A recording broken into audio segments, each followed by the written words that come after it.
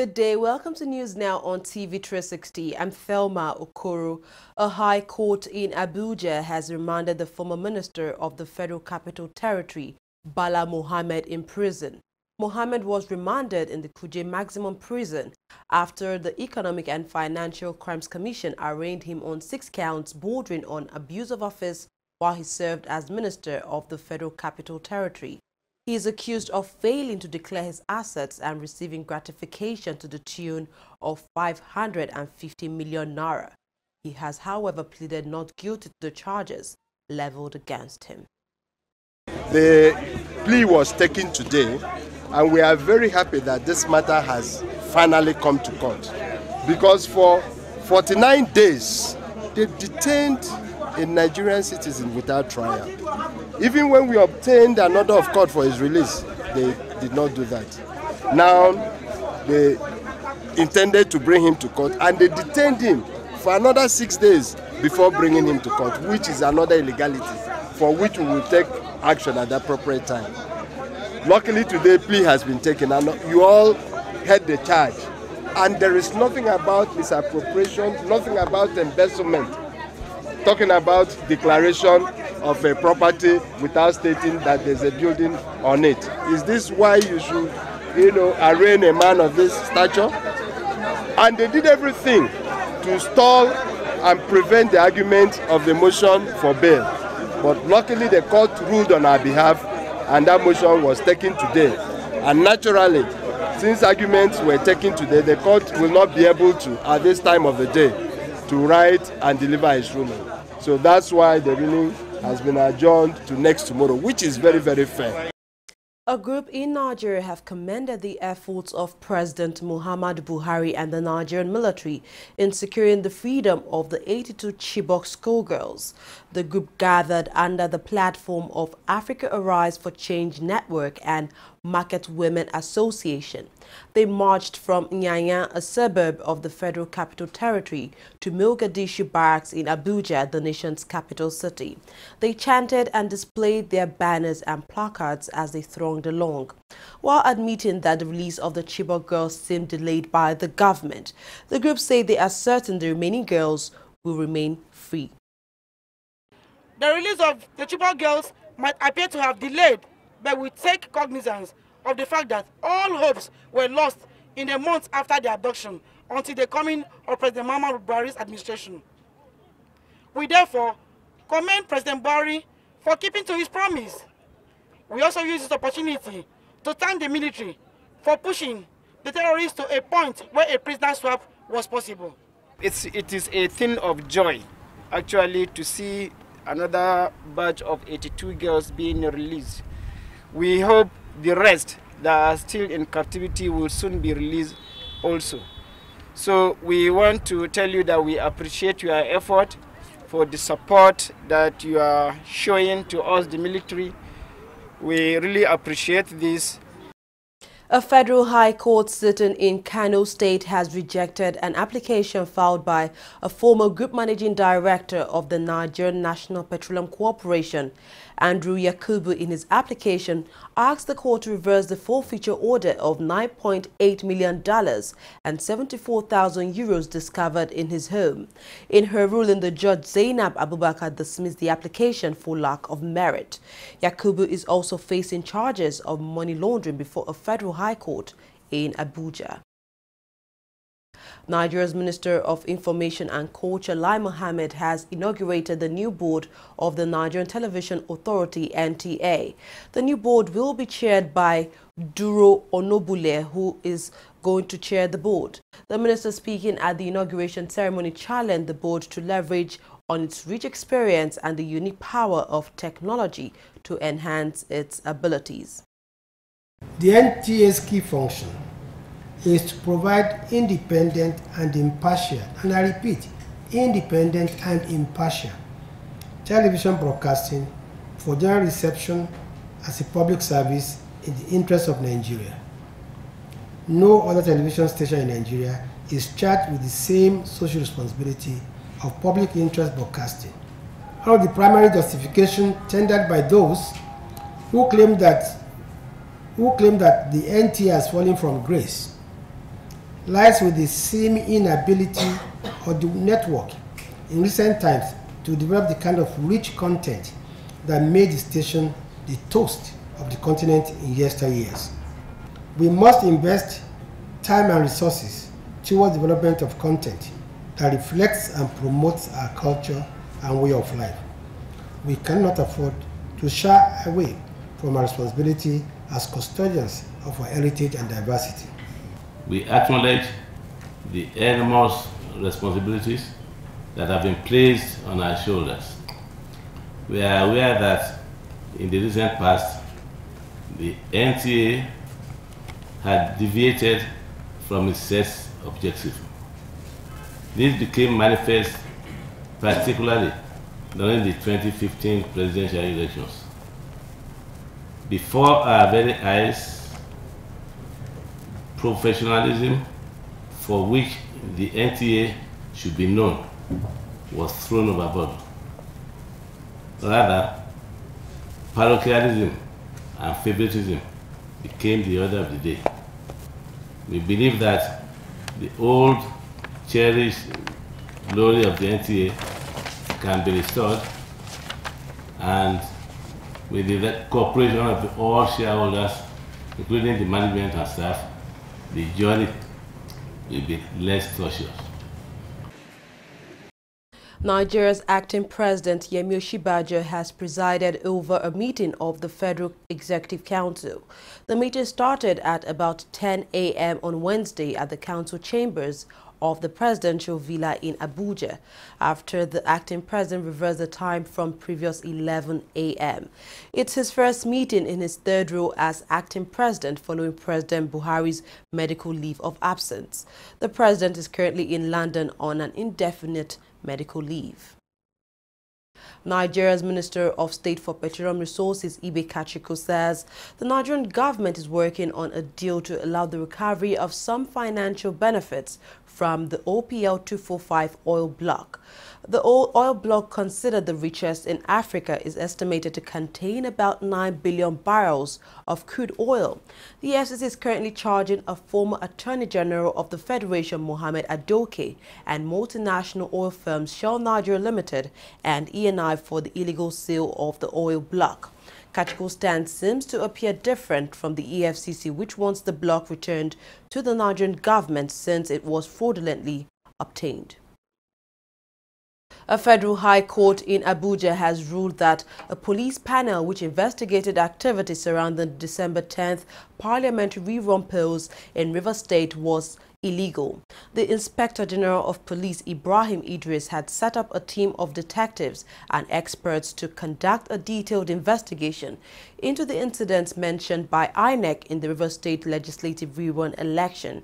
However, the Rivers State government challenged the legality of the panel, and a judge has now ruled in its favor. Justice Gabriel Kolawole, who delivered the judgment on Tuesday in Abuja, described the panel as, quote, a strange illegal contraption unknown to law. An Abuja High Court has cleared Stephen Orosaye of the corruption charges leveled against him.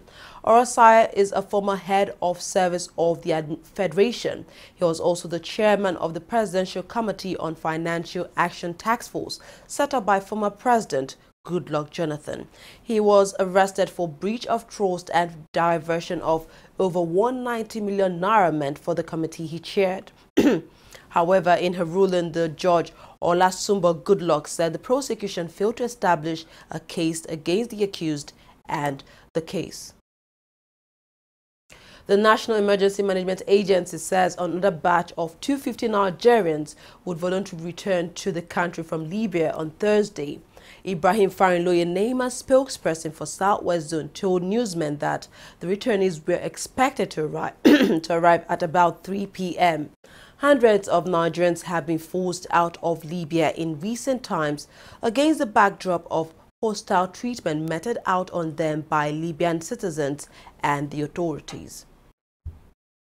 The Nigerian Senate has mandated its Committee on Public Procurement to investigate the Bureau of Public Procurement over its corrupt issuance of Certificate of No Objection. The resolutions of the Senate followed a motion sponsored by Dino Malaya, who is a senator representing Kogi West. The committee will also probe the alleged failure of the BPP to conduct mandatory post-procurement audit. The committee is expected to submit its report in 5 weeks.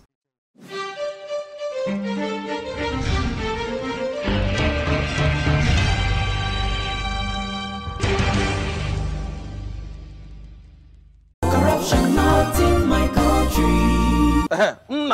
How work? Oh, correct, Oga. What is it that you are doing? Oga, they command the part now. Make we go sell for. Oga, na correct kuza be this so. Oga Titus and him boys them. They do am. They will command the original parts, sell them, make plenty kusa. No wonder our customers bring the generator back to our workshop because they bad. And not because of stuff. Now because they overuse the generator. Plus say NEPA no they give them electricity. Before I open my eye, Makachuku look at my talk in the heaven. Replace this original generator parts back inside this generator of my customer. In short, before una do am, frog jump. One, frog jump. 1, 2, 1. Stealing of generator parts or changing of original parts to a fake one. That is the corruption. Not in my country. Corruption not in my country.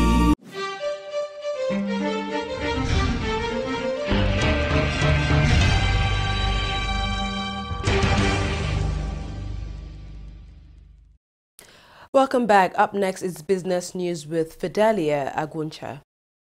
Thank you, Thelma. Activities on the Nigerian Stock Exchange on Wednesday maintained an upward trend with the all-share index crossing the 26,000 mark. Speaking to TV360, Charles Pakroga, a stockbroker, said the positive trend being witnessed currently is due to the encouraging first quarter report released by some major companies in Nigeria. He says if this trend continues, we may be heading out of recession soon. For me, the general outlook now for the market is bullish, and we have seen that from last week when some of the companies who are leaders in the market came out with their Q1 numbers, that is their first quarter report, and we saw a lot of them that did very well compared to the corresponding period for the other year. And it's quite impressive. The CBN window of where investors are sure or are sure of how much to change their dollar if they are coming, and when they want to take money outside, you know, in advance, you already have an idea of the exchange rates.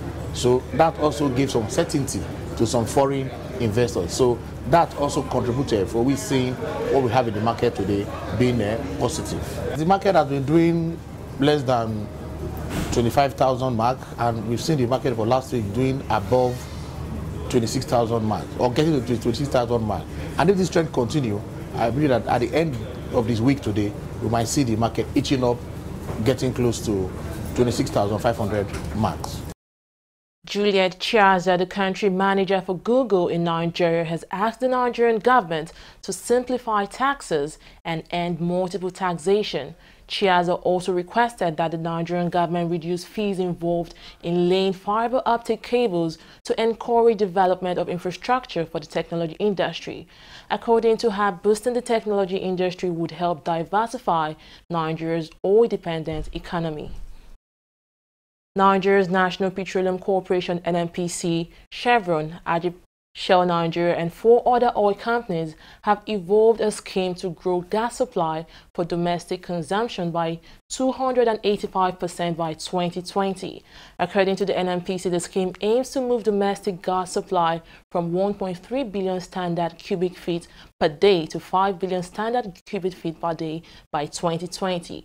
Mike Antibaro, the group managing director of the NNPC, told the stakeholders that the federal government has directed the corporation to aggressively pursue gas development to jumpstart the nation's economic growth.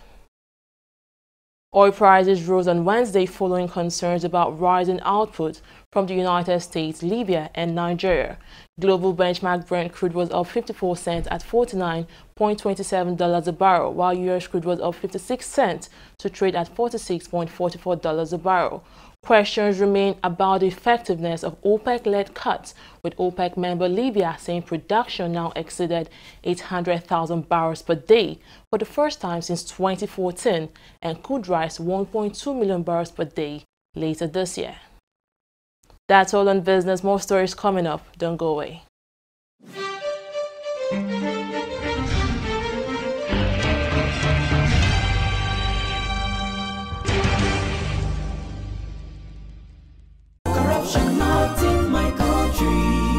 Mr. John! Mr. John! What is it now? What is it now? Please turn down the volume of your music. It's too loud. And how is that your business? It is disturbing me. I can't sleep. And the same way you are disturbing my right to good music and where I enjoy it. Eh? What's wrong with you? Is there another person complaining? Maybe we thought that you have lost your mind. Are you having a party? I'm just respecting you, sir. You remember I paid my husband too. You will not understand why we are complaining because you do not care about other people except yourself. Look, the transformation we need in this country begins in this compound. Yes, now. From you, and I. This your selfishness is an offshoot of corruption. And corruption not in my country. Oh, you know, go to your bank. Go. Corruption not in my country.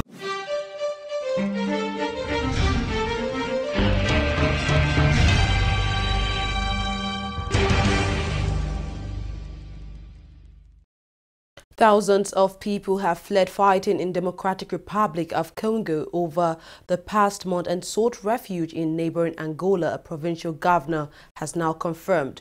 Officials say more than 20,000 refugees had been counted fleeing the Lunda North province of the country. The clashes in the DRC pose the most serious threat yet to rule of President Joseph Kabila. He failed to step down at the end of his term in December last year. This caused a wave of killings and lawlessness across the vast Central African nation. U.S. President Donald Trump has dismissed the director of the FBI over his handling of the inquiry into Hillary Clinton's emails. The White House shocked Washington by announcing that James Comey had been terminated and removed from office. But Democrats say that he was fired because the FBI was investigating alleged links between the Trump campaign and Russia. The move came as it emerged that Comey gave inaccurate information to Congress about Hillary Clinton's emails. Nigerian footballer Odion Ighalo is set to explore the connection between football and tourism as he plans to give back to the society. The Chinese-based striker intends to tour Dubai with some of his fans on a 6-day exclusive trip. The aim is to raise funds for a charity organization, which is the Ighalo Orphanage Home and Sickle Cell Foundation. Sports are one of the vehicles on which tourism thrives. This is one of the reasons why the United Arab Emirates is investing in soccer to boost its tourism potentials. Dubai Africa, who is powering the Odion Ighalo Soccer Tour of Dubai, says it is collaborating with the soccer star to raise funds for its sickle cell project in Nigeria and the Ighalo Orphanage Home. We said the platform is fashioned in a way that we can give back to the society. We have a sickle cell project. Odion Ighalo has the Jude Ighalo Orphanage Home. So the both platforms thought if the coming together of both platforms could actually help us make a better impact and give it back to the society. So for Odion Ighalo is part of this because he wants to join us to give back to the society, to help the kids suffering from sickle cell, to help the kids off the street and take them to the home. The Changchun Yatai striker, who moved to China in January, is happy to undertake the tour with fans and promised to cater for many orphans in Nigeria through the tour. Odion Ighalo will be with his fans from home and abroad for 6 days, up close and personal, beach soccer, have dinner, concerts and all in Dubai. All organized by Dubai Africa. The beneficiaries are the Sickle Cell Project, that's for the children battling sickle cell, and the orphans, particularly the Igalo Orphanage Home. Igalo Orphanage Home will be opening fully by the end of the year. So when they came up with the endorsement deal, what struck Odion, because Odion is somebody that loves giving back, what struck him was the giving part, giving back to society part. That is parts of the proceeds from this store will go to the sickle cell project and the orphans in the Igalo Orphanage Home and other homes too. The tour is to take place later in the year. Super Eagles Technical Advisor General has commended the idea and efforts behind the Nigerian Peach Awards. The German has won all 3 competitive matches with the 3-time African champion since taking over the squad in July 2016. He says professionals make effort to surpass their level best when they know that there is something to look forward to. The 4th edition of the awards is slated for Uyo, Akwa Ibom State on Saturday, June 10th, 2017. The Bureau of FIFA Council has approved that 9 slots should be allotted to Africa in the expanded 2026 World Cup tournament. FIFA has also approved 16 slots to be allotted to UEFA. Asia has been given 8 slots, while South America has 6 slots, along with North America, while Oceania retains 1 slot. The allocation, however, accounts for only 46 of the 48 teams. The final slots will be decided by a playoff tournament involving 6 teams. Well, that's all on news now. Thank you very much for watching. I'm Thelma Okoro.